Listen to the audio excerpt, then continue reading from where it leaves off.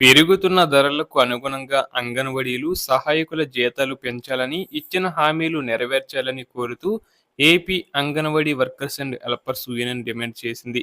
ఈ మేరకు జిల్లాలోని ఐసీడీఎఫ్ ప్రాజెక్టు కార్యాలయాల వద్ద ఆ యూనియన్ సోమవారం రీలే నిరాహార దీక్ష ప్రారంభించింది. పార్వతీపురం ఐసీడీఎఫ్ కార్యాలయం ఎదుట చేపట్టిన రీలే నిరాహార దీక్షలను ఉద్దేశించి anganwadi workers and helpers union జిల్లా ప్రధాన కార్యదర్శి జ్యోతి, సిఐటియు నాయకులు రమణ, గొర్లి వెంకటరమణ మాట్లాడారు. ఇక రోజు రోజుకు అంగన్వాడీలపై పనిభారం పెంచుతున్న ప్రభుత్వం జీతాలు పెంచేందుకు మాత్రం సిద్ధపడటం లేదని వారు ధ్వజమెత్తారు.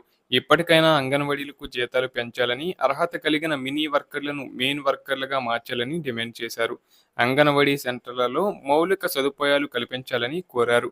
అలాగే అంగన్వాడీలు హక్కులు సాధించే వరకు పోరాటం సాగించాలని సిపిఎం జిల్లా కార్యదర్శి కొల్లి గంగునాయుడు పిలుపునిచ్చారు.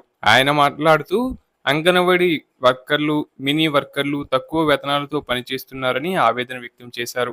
అంగన్వాడీ వర్కర్లకు కనీసం వేతనం 26,000గా తక్షణమే నిర్ణయించాలని, మినీ వర్కర్లను మెయిన్ వర్కర్లుగా గుర్తించి సమాన హక్కులు కల్పించాలని డిమాండ్ చేశారు.